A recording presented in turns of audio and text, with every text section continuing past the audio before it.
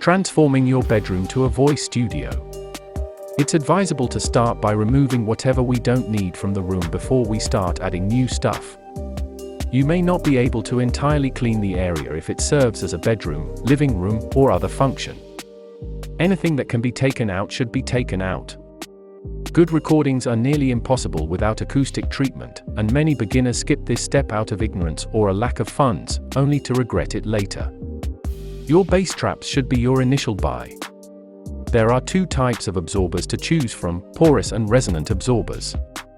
When it comes to general acoustic issues, porous absorbers are like the first line of defense.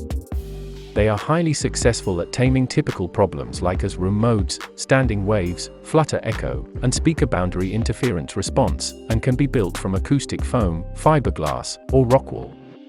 They are effective because they have good broadband absorption, which means they act across the full frequency spectrum.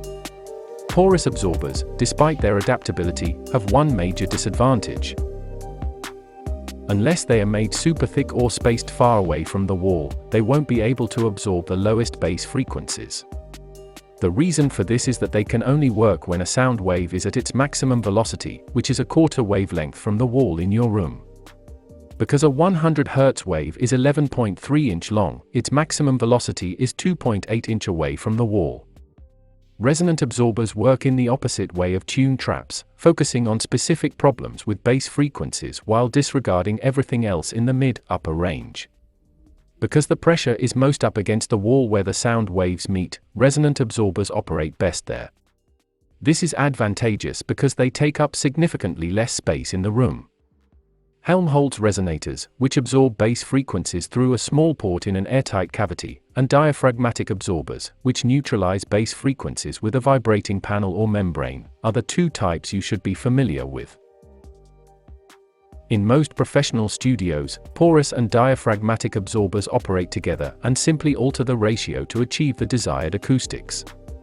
With more porous absorption and more diaphragmatic absorbers, a drier studio sound can be created, whereas with less porous absorption and more diaphragmatic absorbers, an ambient live sound can be achieved. Next, you'll need to get some acoustic panels and diffusers. Several manufacturers also sell complete bundles that include everything you'll need. Bass traps are typically placed in the room's corners, as this is where the long bass waves tend to congregate.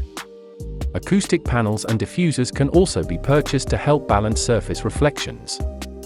Sound waves are frequently broken up by diffusers so that they don't reflect off a flat wall surface.